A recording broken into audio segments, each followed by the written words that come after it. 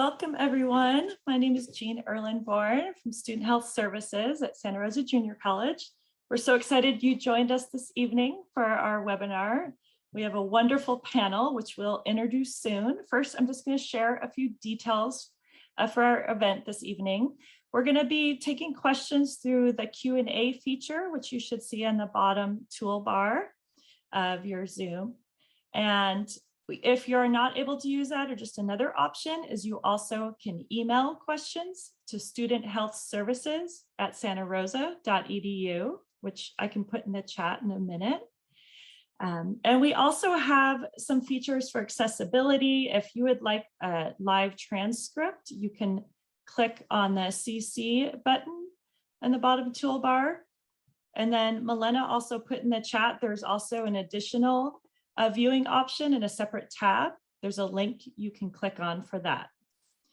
We do have live Spanish translation available as well. You can click on the globe in the bottom and choose the Spanish channel. Para aquellos que ocupen interpretación en español, pueden elegir el icono del mundo que se encuentra abajo en la derecha del tablero, y cuando eligen eso pueden elegir donde dice Spanish y van a poder escuchar el evento completamente en español, y le queremos dar muchas gracias a nuestros intérpretes Hilda y José. Gracias, Milena. We also want to let SRJC students know that you can enter into a drawing for AirPods and laptops. We will put a link in the chat that you can sign in for that. You sign in today, and if you attend 2 or more events this semester from the Intercultural Center, Petaluma Our House Intercultural Center, Welcome and Connect Center, and Petaluma Student Success Team, you could be entered into the drawing. And I forgot to mention as well that this whole event is co-sponsored by Student Health Services and the Santa Rosa Intercultural Center. Okay, I'm going to pass it on to Rebecca. I want to introduce her, Rebecca Maria Norwick. She is the Director of Student Health Services at SRJC. She also was recognized as California's 2017 CDC Childhood Immunization Champion. Take it, Rebecca.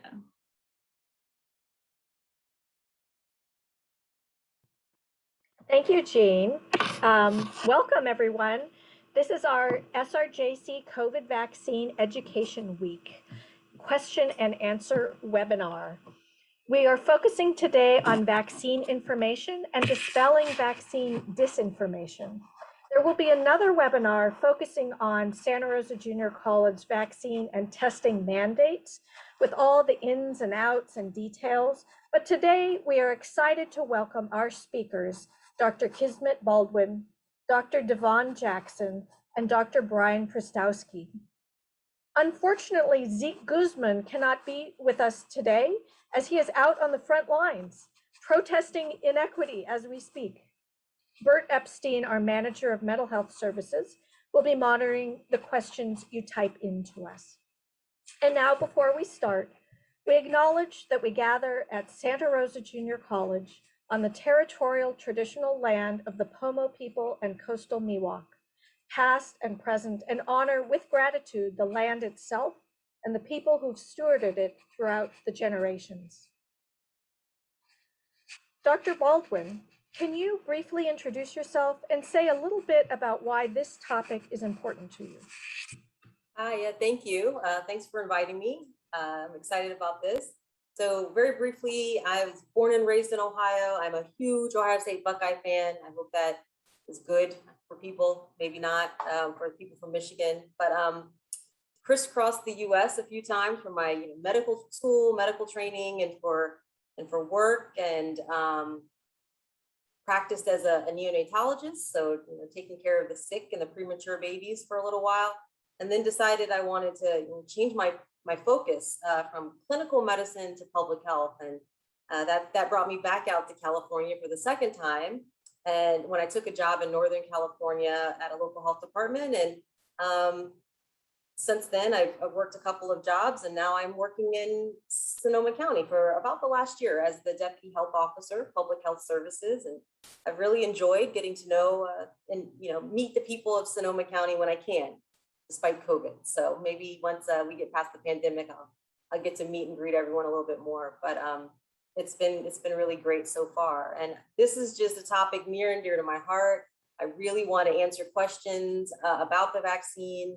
You know, if you're hesitant or you just want to know something, this is super important because this is a big deal, getting the vaccine. We don't want you to, you know, feel uncomfortable with it, but yeah, just I'm excited about taking questions and having a discussion about the vaccine. Great. Thank you very much, Dr. Baldwin. Dr. Jackson, can you say a little bit about yourself and why you find this topic important? Yes, thank you. My name is Devon Jackson. I'm a native Californian, and I completed my medical school training at UC Davis and then my residency here in Santa Rosa here in Sonoma County. And for the past 30 years, I've been a primary care physician. And my last more than a decade has been with Santa Rosa Community Health, where Dr. Brian and I, and Dr. Norwick as well, all of us, Rebecca Norwick as well, we've all worked together at Santa Rosa Community Health over this last decade or so. And so I've been a part of this community, actually have lived here for a little over 30 years and then 30 years of practicing. Not only concerned about the physical health, but the spiritual health. Our church actually hosted Dr. Brian and Dr. Lisa Fitzpatrick for a presentation on site on narrowing the gap, the vaccination gap for people of color, and it participated in other community presentations on this subject. So the spiritual and physical health of this community is of utmost importance. Great, thank you. And just as a side note, I do hold a Doctor of Nursing practice, and this is a college, so I'll go with Dr. Norwick. There we go. Dr. Prystowsky? Hi, everyone. I'm Dr. Brian Fristowski. I'm a pediatrician, and I work for both Sutter Pediatrics right now, and also I still teach every week since we're being academic at the family medicine residency training program that Dr. Jackson went to. My wife went there, and that's what brought us out from the East Coast to California in 2009. I've lived out here for 12 years, and over the last 12 years, mostly been a primary care pediatrician, and also been very interested in helping our community be more informed about vaccines, whether they be about COVID vaccines or about other important childhood immunizations, many of which are required actually to go to kindergarten and to move up to 7th grade and then to enter the JC. So I'm passionate about vaccine advocacy, and particularly when we talk about coronavirus vaccines, just as Dr. Baldwin and Dr. Jackson both also feel a commitment to our community, I think we all similarly feel a commitment to members of our community that particularly people of color also that might, we've learned over the last year with regard to watching how COVID seems to affect communities of color disproportionately. We have almost like particular indices that the public health department even follows to say, how are we doing with serving these communities with regard to education and answering questions? So we are not judgmental people, we are information people, and we want to support you. So if you have questions, we're here to help. Great, thank you very much. So let's start with the question and answers from our students and community members. We have a question from Mary, Dr. Kismet. She says, if I already had COVID last December, don't I have enough natural immunity that I don't need the vaccine? What more will the vaccine do for me?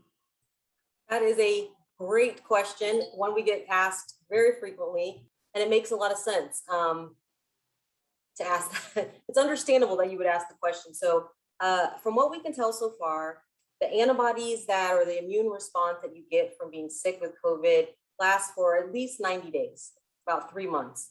It may last a little bit longer. I haven't seen any recent studies going out too much longer than that, maybe 4 or 5 months. But they're there for a period of time, but we don't know how long they last. And so we are recommending that you get the COVID vaccine, even if you've had COVID illness in the past. It shouldn't hurt to get, but if you've had it in the past, it'll just boost the immune response that you already started out with when you got sick with COVID. So it's safe. And again, because we're not really sure how long that natural immunity is going to last, or if it's any better or worse than the vaccine immunity. That's why we're still recommending getting the vaccine, even if you've gotten COVID in the past. But Dr. Prystowski or Jackson, please add or subtract it to my answer. Any means. One thing that I had read about in some of the data from Israel, it's interesting, Mary, that the actual category of people that have some of the highest immunity are those who get natural infection first, but then subsequently get vaccinated. It's not like a strategy per se in terms of safety, because it's unpredictable how you'll respond to the initial COVID infection. But if you're lucky enough to have done well after getting COVID in December, some of the data actually show that the booster effect of getting a vaccine after natural infection actually really might help having you be even safer moving forward. Because some of the differences between getting COVID in December, when we had a different variant than Delta, makes it so that it kind of changes the playing field a little bit. So with a more contagious variant, we especially want to make sure you're as absolutely protected as possible moving forward, as well as all the people around you who are loved ones and friends. So getting the vaccine after you've actually had COVID is one of the best situations in terms of immunity. So we definitely recommend it. Great. And Dr. Prystowski, I've heard you say it's all about safety. We're trying to keep you safe. I'm wondering, Dr. Jackson, we have a question. My parents feel the vaccine was created way too fast and it isn't safe for me to take. My parents feel like the technology was developed too quickly. What is your response to that? The general principle is that the COVID-19 virus is SARS-CoV-2. It's a code that we use for it, standing for the severe acute respiratory syndrome coronavirus 2. Coronavirus 1, which we had more than 10 years ago, the process was started to create a vaccination, but funding ran out, and so the process was not completed. It was close to complete, but not complete. So that when it came time for the coronavirus 19, the COVID-19 we're dealing with, most of the research to create a vaccination had already been completed. Some people describe it as though a car that has been completely prepared on the assembly line, it's just missing the tires. So the research, the vaccination was not quote unquote thrown together. The research was done. And so we were well on the way. So very little had to be added, so to speak, just put the tires on in order to complete the vaccination that we're using now.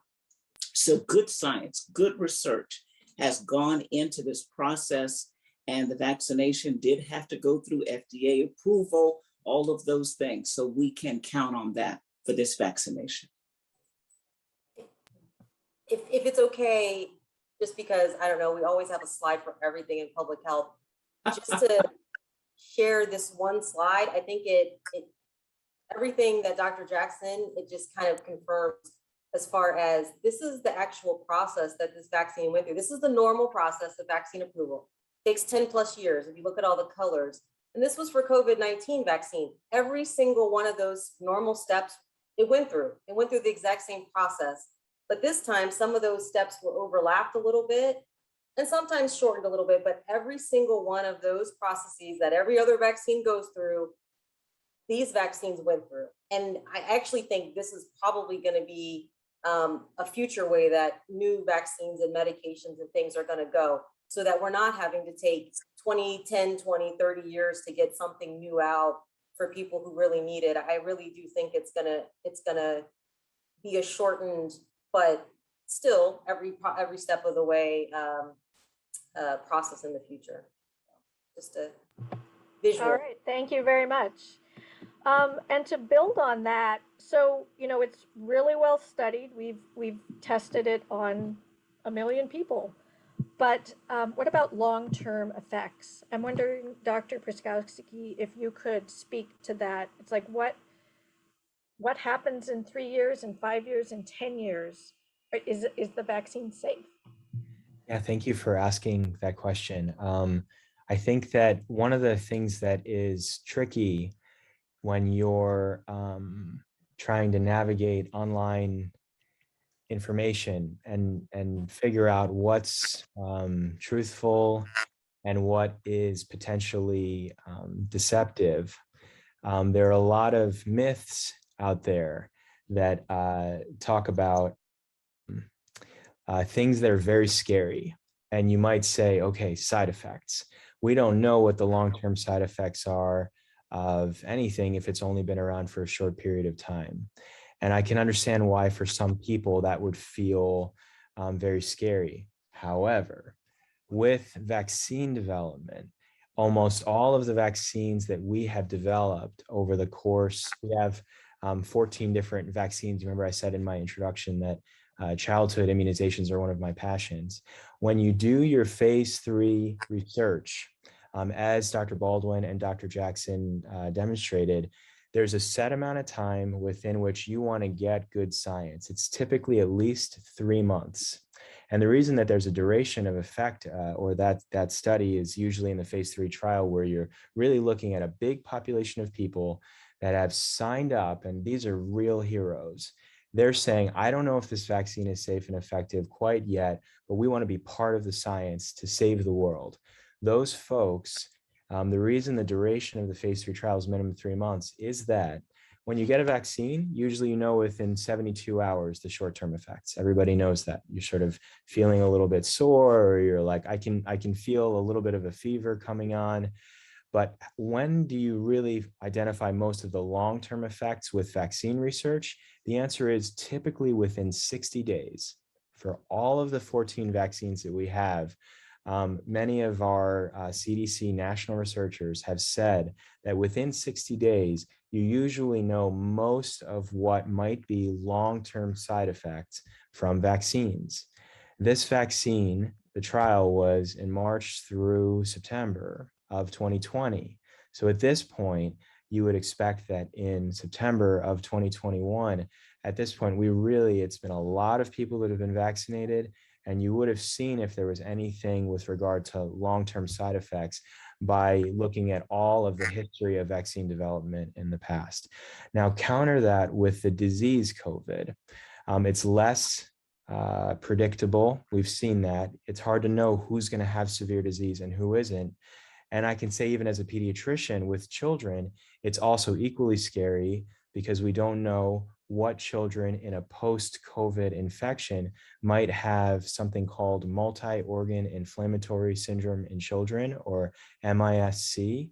And it seems to happen after an initial infection. And it's not clear what the initial severity of the infection has to be in order to be subject to those more like long-term unpredictable inflammatory sequelae from a COVID infection.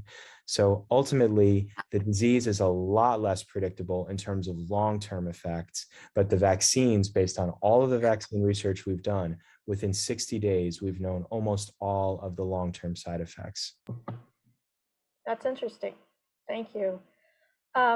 Dr. Baldwin, maybe you could speak to sort of along the same lines. What is FDA approval? Could they decide to withdraw FDA approval? I mean, I know that someone was asking, we know that we paused a bit on I think it was Janssen.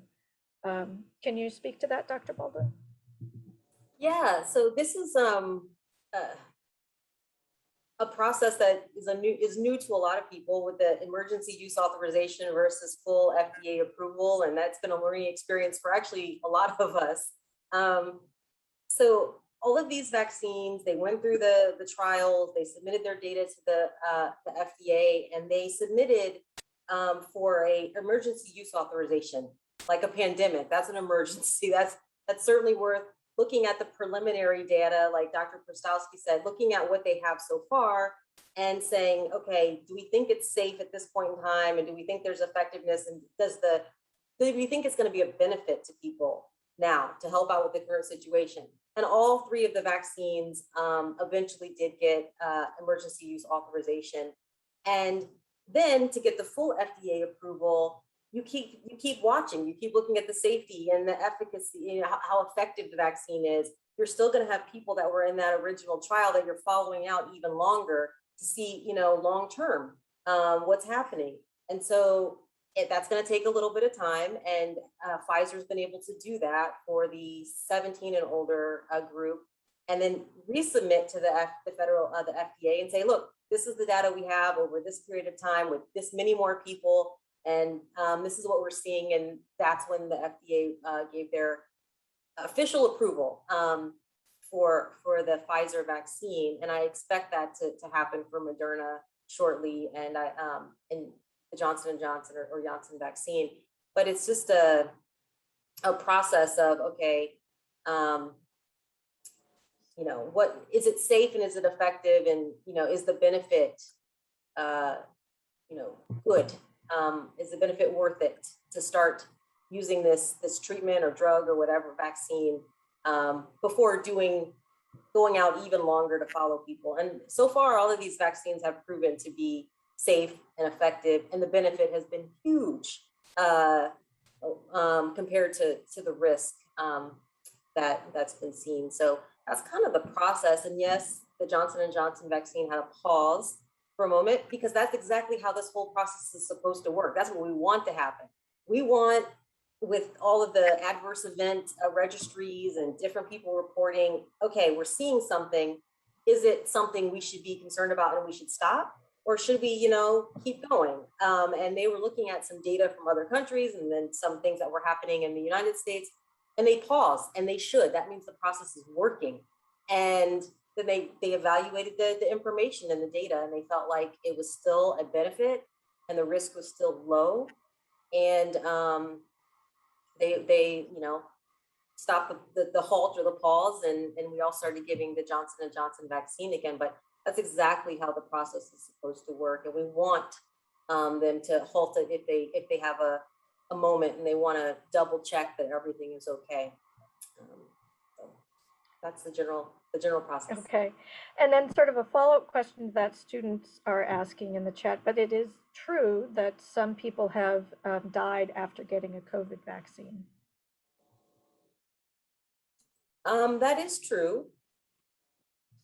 It's a little unclear. This is a complicated question. People have died after getting the vaccine. It has nothing to do with the vaccine, because they've got other conditions and other things are at play. And so it's not as cut and dry as you get the vaccine and, you know, you unfortunately pass, you know, a family member or somebody passes away a few days afterwards and saying it's due to the vaccine. So we're watching it, of course, the state's watching it, CDC is watching it, FDA, everybody is looking at that information, and we have to submit that information to the CDC and the adverse event registry, and they are actively watching to see if there's any concern about the number of people who have died after receiving the vaccine. And so far, they haven't seen a reason to stop administering any of the vaccines. But again, that's actively being watched. Dr. Prystowski or Jackson. Yeah, Devon, please feel free to add at some point too. I think that this is a really important question, because I think that kind of gets at the base of like this risk calculation that people are making at this point. I think now, you know, sort of eligibility for vaccines for presumably the college students they've been eligible since like April. So they've been thinking about this for a long time. April, when Pfizer, well, actually maybe even earlier, right? Because they're over 18 years old. So yeah, so actually, as soon as people were in the general public available to get vaccines, people have been thinking about this. The risk calculation that I think we need to think about, and I just want to honor the fact that, I was mentioning misinformation online. I had a patient come in and tell me today that they had read somewhere that in the hospitals, it's the same amount of people who are vaccinated as unvaccinated. And I asked her, where did you hear that? Because that is so false. In the hospitals, everybody in Sonoma County right now is unvaccinated. Everybody in the ICU and everybody admitted. We learned on Tuesday, there's 52 people in the hospital in Sonoma County.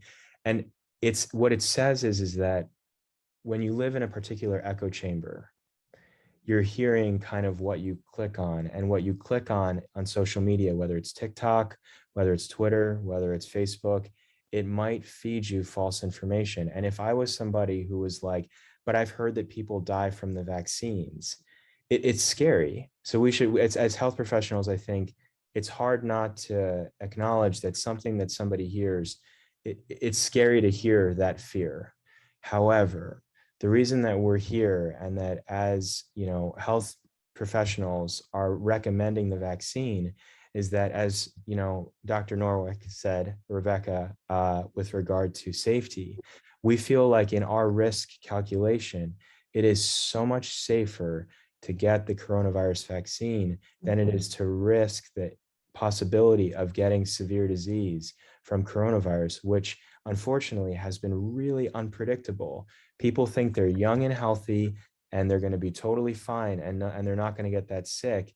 And while we want to all believe that to be true in all circumstances, that hasn't played out. A lot of younger people have ended up in the hospital recently because most of the people who are unvaccinated, or the lower percentage of vaccinated people, as Dr. Baldwin has been helping in the public health department, has been younger people. And so therefore they are more at risk for getting coronavirus disease right now. So while I think, it's okay to say during the J&J pause that there were people who, the reason they paused was that people ended up getting from that vaccine. And we say people, meaning it was 1 in a million had a blood clot that was rare. Everybody read about it and everybody was scared about it.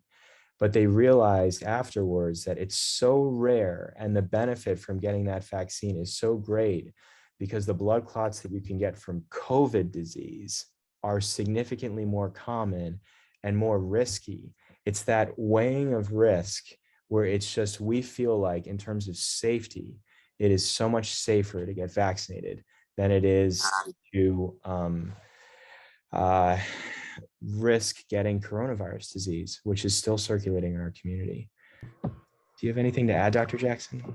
I do, thank you. I wanted to add, as you were mentioning, that those that are hospitalized in Sonoma County, and we wanted people to know that some of the data that you look online, it's worldwide data. Sometimes people haven't clicked through to specify the region that the data pertains to. Some of it is worldwide data, some of it is national, but the information that you were just sharing, that's right here at home in Sonoma County. And adding to that, the figure that I had seen was that, as you were mentioning, in terms of those that are hospitalized because of coronavirus in this area, 92% were unvaccinated and 8% were only partially vaccinated.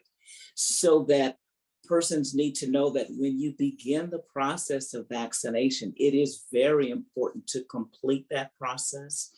And in addition to that, the percentage of persons who had the most severe disease had shifted from those that were older to the point that those that were in the intensive care unit, the majority of them, were persons in their 20s and 30s. So we want our young people to know this is not an older person's disease. Coronavirus is unfortunately indiscriminate. It has no prejudice against anyone, and young people are at great risk. And finally, just to say, many of you have younger brothers and sisters, family members that are elementary school age. Vaccination is not yet an option for them. So our young people, our young adults, being vaccinated not only protects you, but you help to protect your younger brothers and sisters and friends and family members. And so that's so important as well. I think Dr. Kismet's looking for a slide. We're going to look at a slide of hers, but while we're waiting, Dr. Jackson, I have a question for you from a student. My name is Della Shea, and I'm the student body president. First of all, thank you so much for your time today. How do I get our students to line up for the vaccine? I'm also the president of our Black Student Union. How do I get my members to trust doctors and government to take these shots? And last, Dr. Brian, my son, LaShawn's doctor for years, and now he's 15. How do I get him to trust the shot? He hears so many bad stories about the shot, and he's afraid of the COVID. Wow, those are awesome questions. And first of all, we want to salute you for serving the student body and the community in the multiple leadership roles that you have. So thank you for doing that. How can you get persons to respond? That's an awesome question. I think that use of your influence to encourage persons who have questions to participate in these types of settings so that they can hear for themselves information from persons that are in the healthcare field, persons who are in particular knowledgeable relating to the vaccination, some of my colleagues that are on the line tonight. So often, as the saying goes, putting the information in front of persons so that they can hear it and hear it over and over again. It's amazing. Sometimes we can hear the same thing multiple times, but hearing it multiple times and from multiple different persons helps us to grasp it and receive it. So taking advantage of these, and I know that there at Santa Rosa Junior College, Dr. Norwick and the team that she's working with, they're having settings such as this. They're available. They have documentation so that the students have access to them to help reinforce the message that we're giving tonight, that the vaccination saves lives. And one piece too. Oh, sorry, Dr. Baldwin, were you going to say something? Okay. No, go ahead. You said it was LaShawn's mom. That's so awesome. I just wanted to say one thing that is difficult in this process when you might not feel like a spokesperson. I think that that's a really challenging part of protecting each other in our community, because I think a lot of times folks who feel like, you want to kind of leave it to the professionals to have a discussion. I completely agree with having people go to student health. You guys are so lucky to have a clinic on campus with such amazing leaders. However, if you are watching this and feel like you want to be able to make an impact with your family or with your friends or your roommates, your story matters with what you, particularly if you decided to get vaccinated. People are always the best tellers of their own story. So if you weighed that calculation and said, I decided to get vaccinated for this, and this reason, that's your story. Nobody can take that away from you.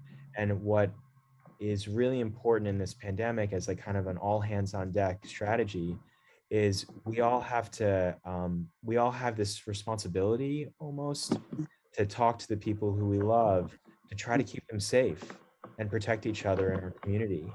And your story is yours. So feel free to tell it, and please feel empowered from our standpoint. You don't have to be the health expert to say why you decided to get your coronavirus vaccine. Yes.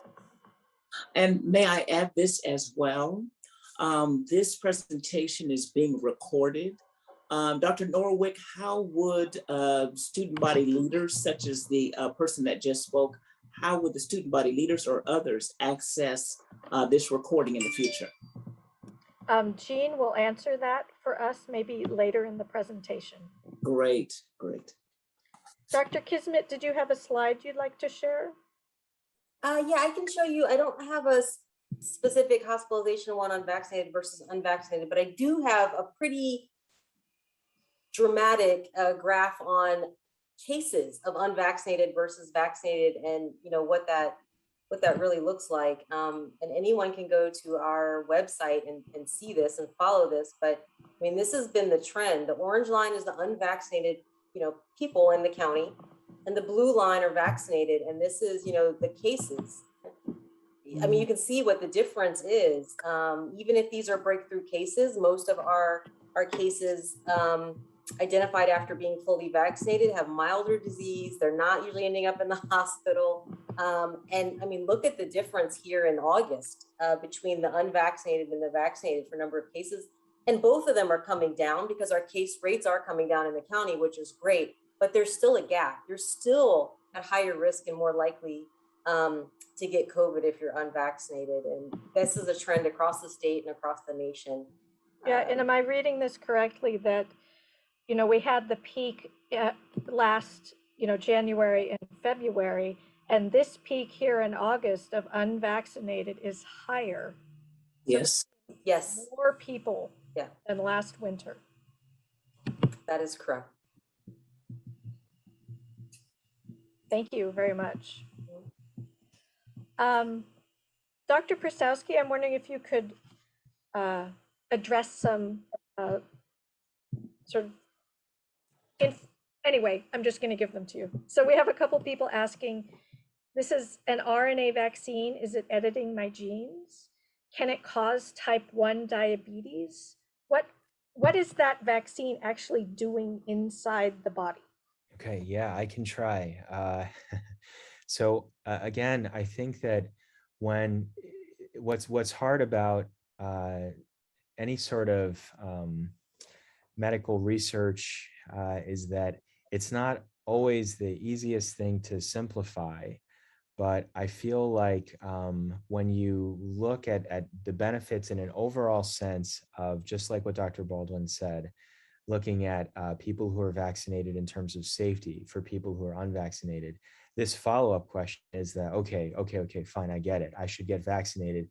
Tell me about how these mRNA vaccines work. I get it. Okay, so if we're making progress here, mRNA is messenger RNA. RNA is ribonucleic acid. I sometimes, which is different than deoxyribonucleic acid or DNA. DNA is in the nucleus of cells. For those of you who are science geeks like me, the mRNA, I think of it like an instruction manual more than I think about it as genetic material, because it doesn't get into your genes.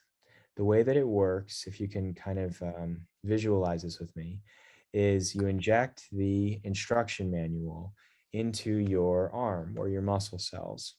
And our immune system, what it does is it has these first responders. And the first responders are what they call antigen presenting cells. They pick up whatever is in the area and they internalize it, and they try to figure out, is this something that is okay to be in our body, or is this something that we need to get rid of? And the way that they do that is they take the instruction manual from the mRNA that's in the vaccine, and the instruction manual it doesn't go into the nucleus where the DNA is, but it goes to the factories that our cells have, which is the ribosomes. And it takes the instruction manual and it makes the spike protein. The spike protein is what is on the outside of coronavirus. So exactly, in the plush toys, it's that Y on the surface. And what happens is the vaccines, people are like, but I get the vaccine. I don't want to get COVID from the vaccine. There's no coronavirus in the vaccine. All there is an instruction manual to make that spike protein. The factories in our cells make that spike protein and present it, hence the name of the cell, an antigen presenting cell, present that spike protein to your immune system. And your immune system says, is this okay to be in our body or is it not? And ultimately, vaccines are safer than getting COVID because the actual COVID virus, when you're infected with it, replicates inside your cells and starts to kill the cells and produce more of itself. That's different than this. This is using intact factory like that's part of your cells to show your immune system whether or not it's sort of like this is safe or not. And then the instruction manual, like many instruction manuals that we have for our different appliances, disappears. It will no longer be in your body. mRNA does not survive very long in your body, which is why actually it's difficult to keep these particular mRNA vaccines, Pfizer and Moderna. They have to be frozen at very cold temperatures in order to keep it from thawing and then no longer being functional. So in terms of mRNA, it does not alter your DNA, to answer that first question. Think about it like an instruction manual. And the way that it works is it teaches your immune system how to identify the spike protein that is on the outside of coronavirus, so that you happen to go to a place, like let's say that you go to class and somebody's not wearing their mask and they have coronavirus and you are unvaccinated. You are vaccinated with one of these mRNA vaccines. When that person coughs and it's in the air and it's within 6 feet of you for more than 15 minutes because you're sitting in your class listening to your professor and you're exposed to coronavirus, your body says when you're exposed and that coronavirus is attached to your ACE2 receptors in your nose, where your body is mostly bringing in coronavirus, it's mostly nose and mouth, your body says, I've been taught how to identify the spike protein on the outside of this coronavirus, and whatever is attached to that spike protein, my immune system is supposed to get rid of. So that's how you're then prepared to not get sick from coronavirus, as sick as you would have if your body had never had a chance to be prepared. And I think when we talk about layers of protection, the vaccine, just like the mask, just like hand sanitizer, and just like physical distancing, is another layer of protection, but arguably the most important layer because it's your own immune system keeping you safe. I hope that I answered that question relatively clearly. It's a tough one to answer. Sometimes maybe one analogy just to add is sometimes I think of, like with the variants, I think of the spike protein as like a hat that coronavirus always wears. Once you know that hat, your body is taught to identify that hat. When you see that hat in the future, when you're exposed unknowingly, your body can destroy whatever's wearing that hat, which is always coronavirus. And with the variants, I sometimes talk about the hat having a different brim color. So it's like a little bit different, but your body still knows that hat really well, because a lot of people have been like, wait a minute, the Pfizer vaccine, how is it going to work as well still against Delta? All the data right now has shown that the vaccines are still working really well. Both of the mRNA vaccines, Pfizer and Moderna, work really well. And because of your age group, you're eligible for both those. Pfizer is eligible lower if you have siblings that are 12 years and older. Right now it's licensed, and we're looking at data to figure out if Pfizer is going to be available for kids as young as 5 years old, maybe even as soon as within the next month or two. So stay tuned. Thank you. I'll give the second part of that question to Dr. Jackson. Is there any information about whether the COVID vaccines could make someone who is at high risk of developing type 1 diabetes with their family and is tested positive for the T1D autoantibodies themselves, could the vaccine make them more susceptible to developing type 1 diabetes? That's an excellent question, but I'm not prepared to answer that one in detail. So I don't know if Dr. Baldwin or Dr. Brian might want to address that. All I can say is that I haven't seen any data that would say that would, if you're at risk for type 1 diabetes, you would develop it after getting the vaccine. But again, I haven't seen it, but probably best to Yeah, I'm not sure if there's anything out there, but again, I haven't seen anything that. Right. Maybe, Lisa. Dr. Brian, you can repeat what you were talking about, this long-term effects. Yeah, sorry about that. I think with regard to that question about diabetes, I'm sorry, I ramble on sometimes, but often. In the initial study for the trial, I just want to say one thing about that. I know they intentionally did not exclude anybody with chronic illnesses in the phase 3 trials. I think that's really important for people who are worried about, but I have diabetes, but I have heart disease, but I was a kidney transplant recipient, but I have, a lupus or some autoimmune disease. They did not exclude anybody in the initial phase 3 trials because they wanted to see how well the vaccine performs in people with chronic illnesses. And again, these are heroes. These are folks who are like, I'm signing up because I think that it's going to be safer for me to be part of the solution than necessarily be subject to getting coronavirus given my chronic condition. And what they found, to my knowledge, is that it worked just as well in people who have diabetes. And that I, just like Dr. Baldwin and Dr. Jackson were kind of saying, there's when people are like, we haven't heard of cases where people were at risk for diabetes, got the shot, and then ended up getting type 1 diabetes, because there's not really much, I think, that we've seen that says that. Always, whenever people have specific illnesses who might have specialists or primary care doctors, it's a really good idea to talk to your doctor about your specific case. If you have an underlying chronic illness, to ask them if they recommend the vaccine. I would say that the vast majority of doctors, if not all of them, would say it is safer for you to get the vaccine when you have a chronic illness than it is for you to suffer the possibility of getting sick from coronavirus disease. Thank you. Next question is for you, Dr. Jackson. Thinking, I hear our students thinking about these questions. How can the average person trust medical professionals, given that medical people are trained to go along with their medical colleagues? And how can people of color trust medical professionals when doctors were involved in the past abuses of the system? And I'd like to add to that, because we talk about those two things a bit, personal history of medical trauma. So people of, the word they used was people of color, who've been in the medical system and had received poor treatment because of how they looked or spoke. Yeah. Certainly, there's a great deal in those questions that can be addressed, but let me focus in these two particular areas. Let me say first, we have to acknowledge that there have been disparities in healthcare for a multitude of reasons, not simply a matter as to whether or not an individual had insurance, not simply a matter as to whether an individual was willing to receive care.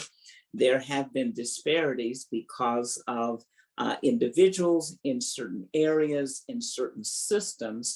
They've been denied equal access to care. We must acknowledge that those things have occurred. And in certain places, doubtless, even as we speak, those things are occurring. But let me say in general, some of the concerns that relate to things more remotely in history relating to the Tuskegee Airmen and so on. There was an instance where there was direct abuse on the basis of race. And persons of color were made essentially guinea pigs and were maltreated, and disease was created in them. This is a completely different situation, because persons of color can look on and recognize this, that whereas in that past example, persons of color were given something that hurt them, and it was targeted to persons of color. In this instance, the majority of the persons receiving the vaccine are not people of color. So this is not a case where something harmful is being pushed upon and urged upon the community of persons of color. Just the opposite. People who are not of color are the primary ones receiving the vaccine. So we need to have zero concerns along those lines. The other part of the question related to healthcare in a broader sense and believing and trusting healthcare professionals who are essentially trained. The question says that we're trained to back our colleagues, whatever they're saying, you know, just give the party line, stay with the group no matter what. And probably amongst healthcare providers, the same is said of persons in other fields of endeavor, that they back their colleagues in what they're doing. But we can say here, as relates to coronavirus, we have the data. And the data is clear that this pandemic is real. And that I was looking in the United States, I think the number of cases is exceeding 42 million.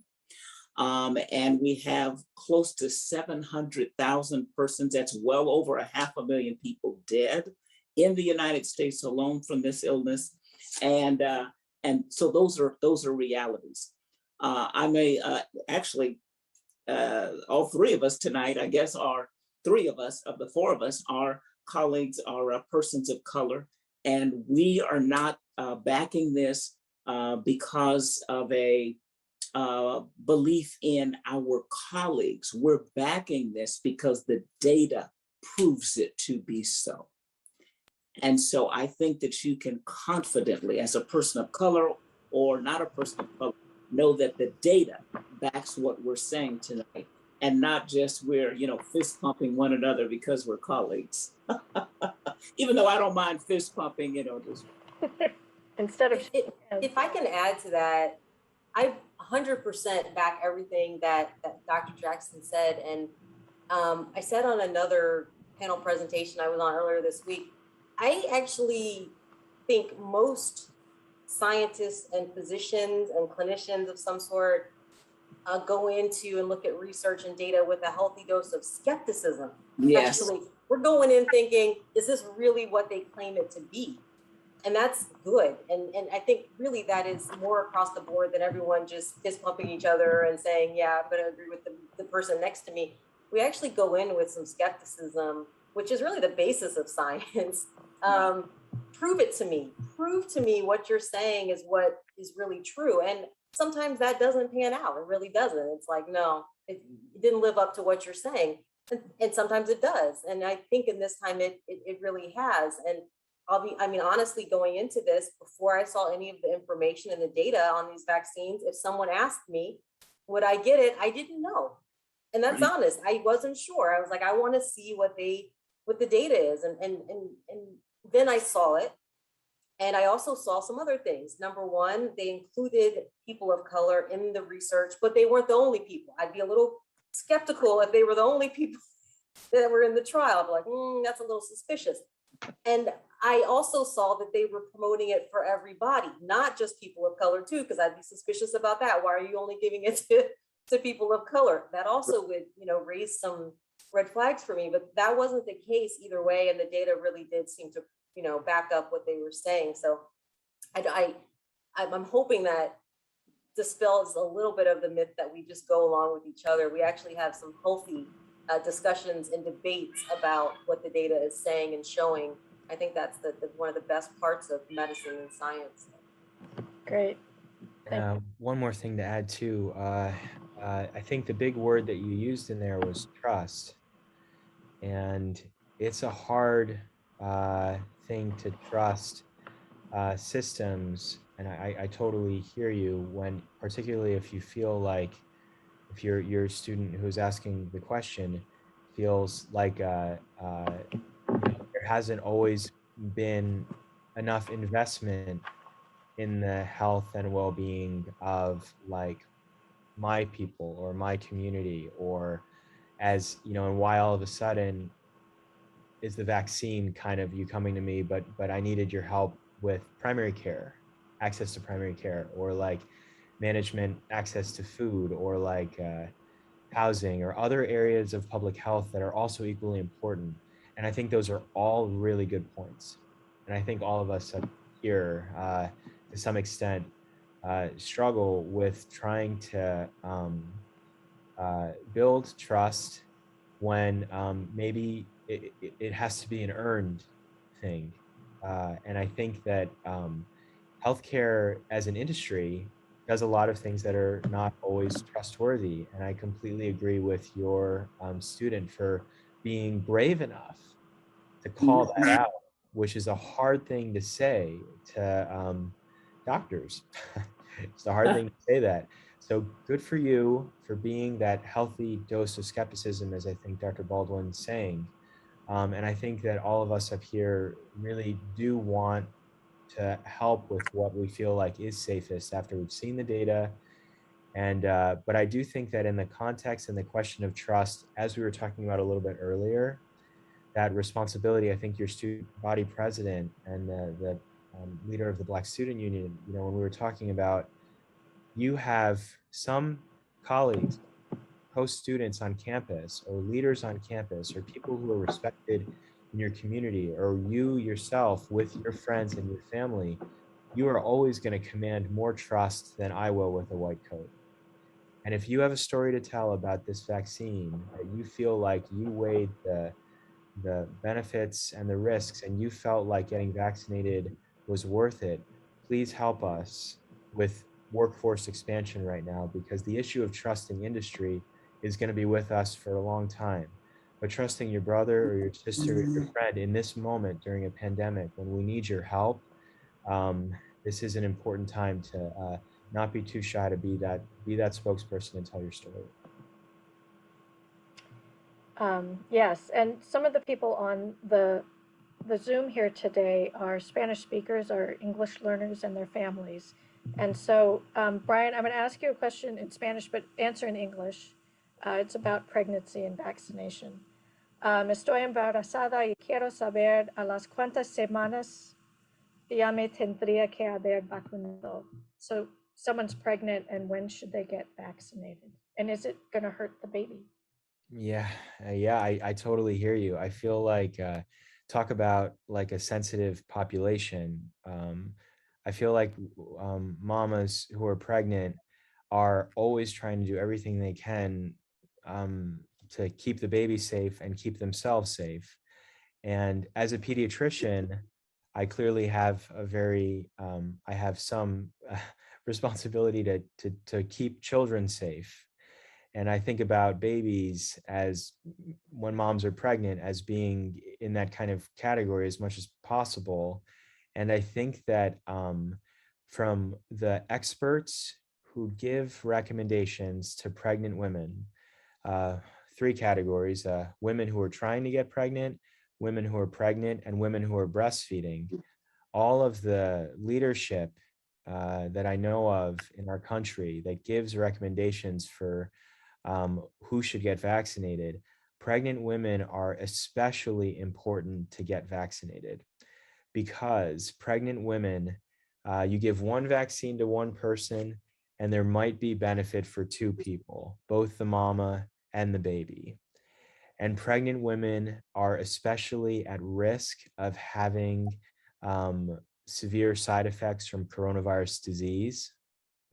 So when you say what's riskier, not being vaccinated with a more contagious variant while you're pregnant, or being vaccinated while you're pregnant, knowing that at least your body is able to mount some protection for both you and the baby while a more contagious variant is circulating, it's recommended that you get vaccinated.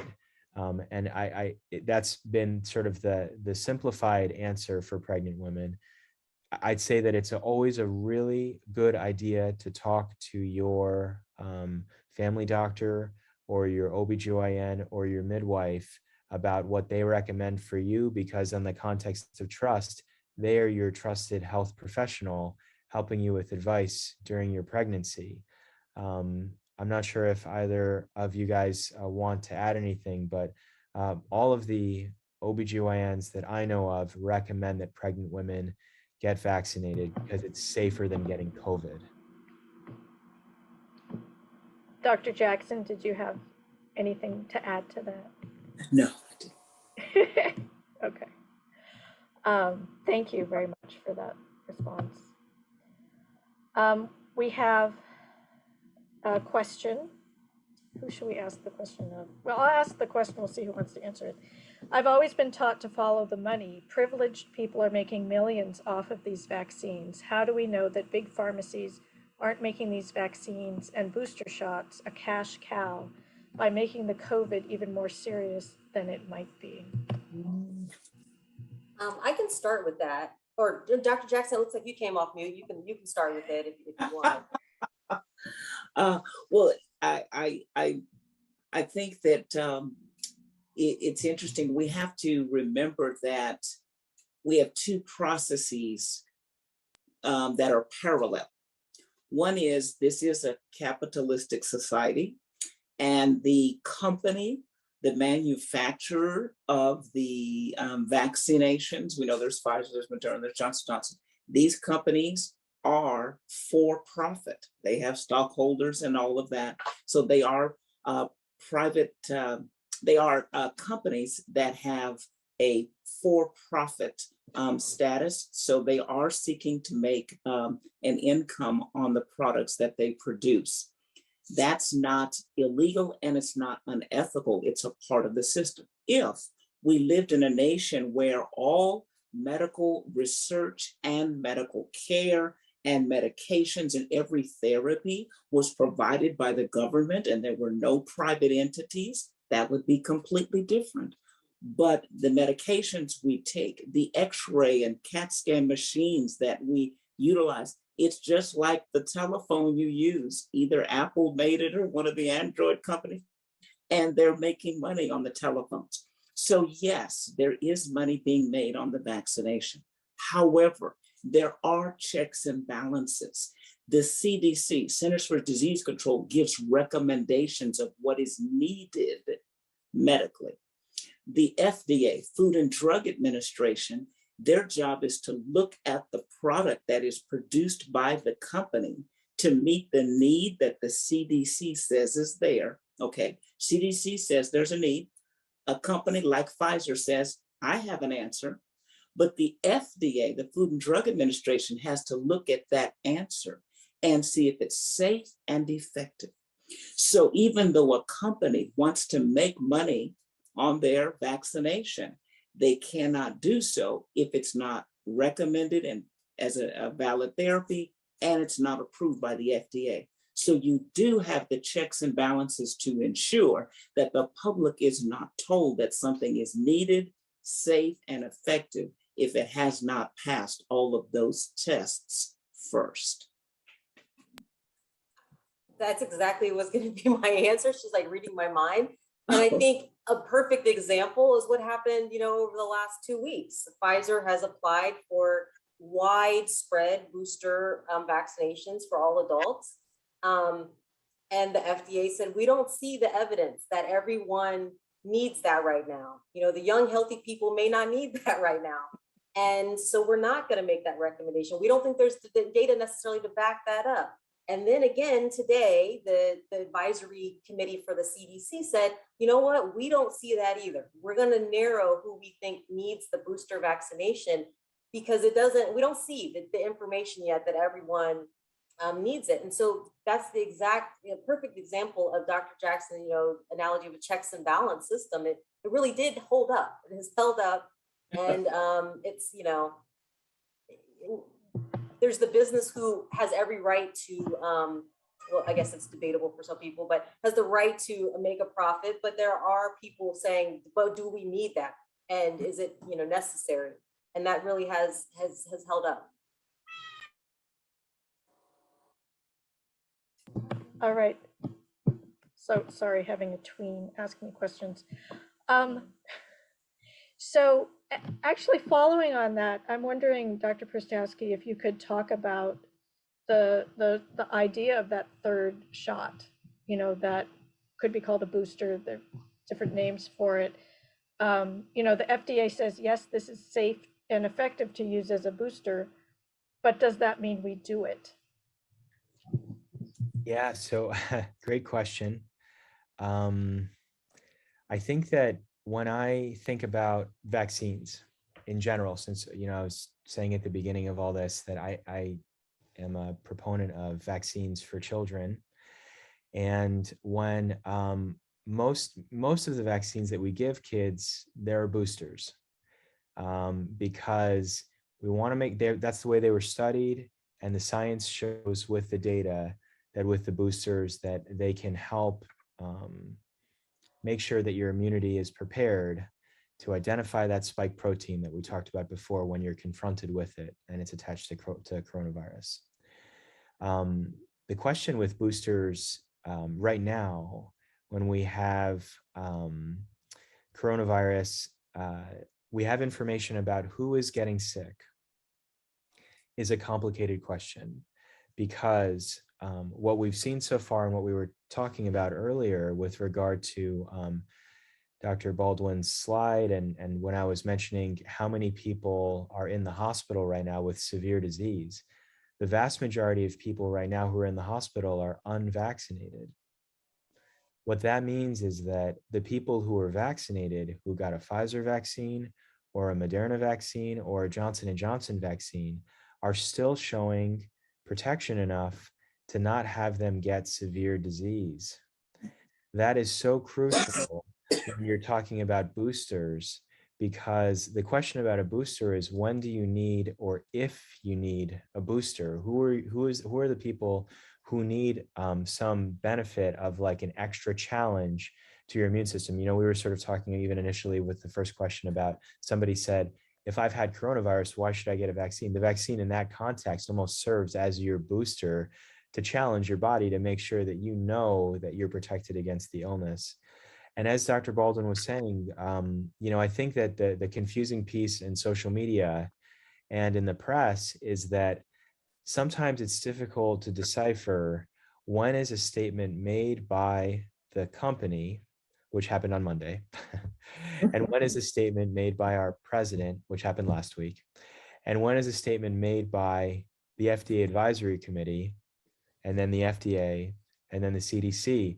And we as scientists, I feel like, are waiting for the FDA and the CDC and the American College of Immunization Practices and the Western Vaccine Alliance. We have all of these checkpoints that are going to say, are boosters a good idea and for who? And as Dr. Baldwin was saying, one of the best parts about this checks and balances so far is to say to the folks who are saying, but this is all about money. This week, the FDA said, we shouldn't do boosters for everybody. We should just think about who are the people who might benefit from it, and let's look at the data. And what they decided was that it's like 65 and older, which you might say are the folks who you might have thought, even from the beginning of the pandemic, are the most at risk for severe disease. Still, we're waiting for the next check and balance before we actually are permitted to offer people vaccines.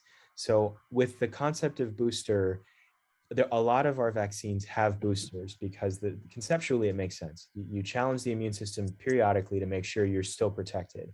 But so far, what we've seen is that the vaccines are still working. I don't think anybody is saying that they're not in the clinical world.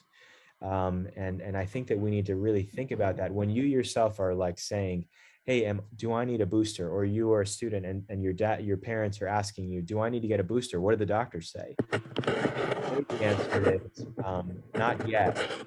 So the approval process clearly recommends, almost like we almost want everybody to be unanimous. We want it to be like clear cut that everybody is saying this is a recommendation before we say that that it's a good idea. So with boosters, conceptually, I think at some level it makes sense with previous vaccines, but so far the data doesn't necessarily support that for everybody. So if at your age group of college students and professors who are likely under 65, and you know, I think that it's a good idea to talk to your doctor about what's recommended right now. And if you don't have a doctor and you're like, where should I go? Student health, go see Dr. Norwick. She can help you decipher the media, which can be difficult to decipher. Yes. Well, and I would like to remind you that our students include healthcare professional students. And so in January, we were vaccinating our nursing students and our dental students and our rad tech students.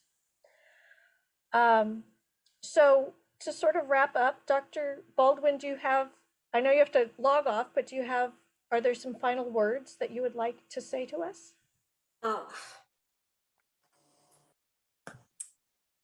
I just want to put it out there. The vaccines are safe. I highly recommend you get vaccinated. It breaks my heart every time we see cases of people who are unvaccinated that are in the hospital or who pass away. And it's just a heartbreaking thing. So please reach out to public health. I can, Dr. Norwick can give you my email address if you want, and ask your questions. And I know that there's still some questions in the Q&A and chat. You can reach out to me or someone in our vaccine unit, and we can talk and answer your questions. And it may change your mind, it may not, but either way, we really do want you to have the information that we have and make an informed decision. And if you make an informed decision, we can live with that, but we don't want you to make decisions based on misinformation or, fear that maybe we're able to help relay a little bit. So please reach out if you have any concerns. And I really highly recommend everyone get vaccinated, because I'd like to get back to normal too soon. All right. Yeah. Thank you. I just muted myself. Dr. Jackson, do you have a final message for our students? Yes, I would like to say, first of all, thank you for having this presentation. Thank you, students, for taking the step to inform yourself so that you can make an informed decision. I wanted to mention this, that the vaccination is so important now for this reason. There is data that says the coronavirus can live for a matter of hours outside of a body, on a countertop, things of that nature. But for the virus to live and multiply, it needs a body for it to be able to do that.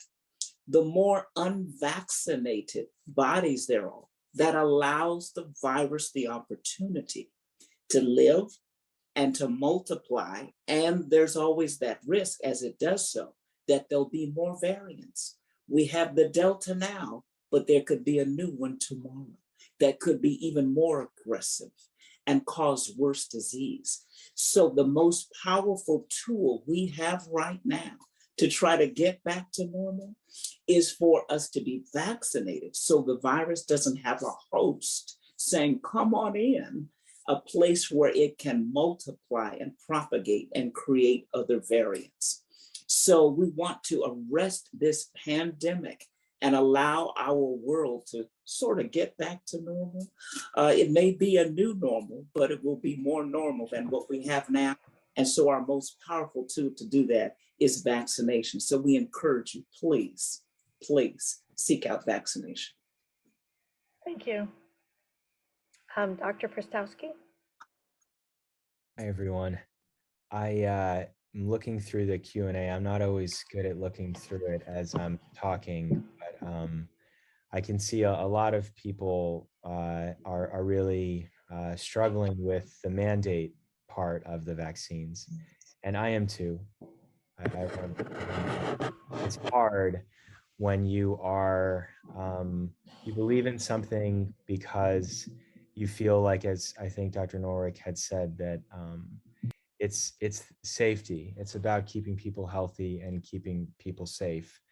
And it feels badly to say that you have choice for that initially, and then to say, okay, now we if you want to be a student at the JC, you have to get this vaccine. You still have the choice if you want to be a student at the school or not, but it still feels a little bit bad, particularly that some people may decide for themselves, for whatever reason, that they don't want to get vaccinated and they don't want to continue to study. And that feels badly as a pediatrician. There are a lot of vaccines that we have that the reason that they're mandated is because, for example, some people didn't know this, and I didn't realize this, that to go to California schools, all schools, daycares, preschools, kindergartens, 7th grade, college, you have to have certain vaccines.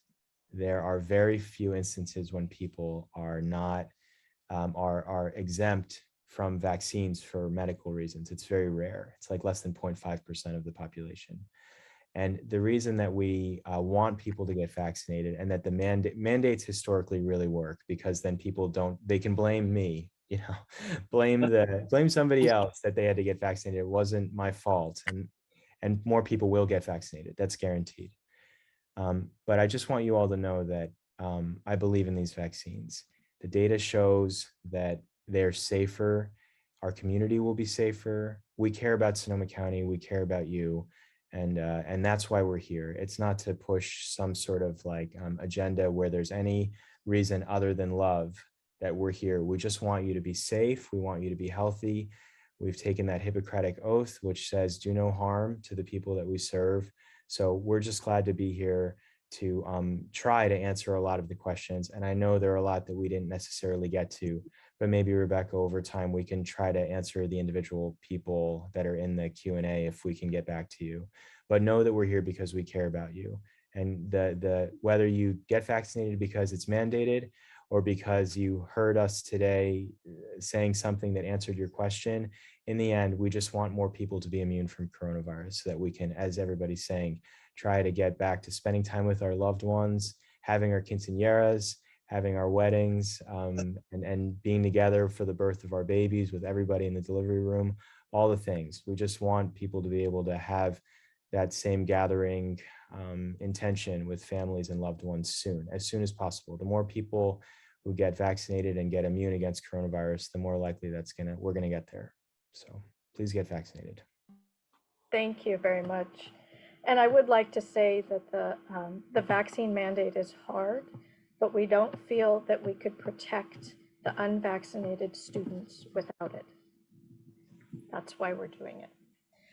If you're ready to be vaccinated, or if you have more questions, you can call Student Health Services for an appointment at both the Petaluma and the Santa Rosa campuses, and that's 527-4445, 527-4445. And I would like to, if you were in a room, we could all clap, but we're not together. I'd really like to thank our speakers. I feel like we got some rich stuff here with our conversation, and maybe we'll have you back.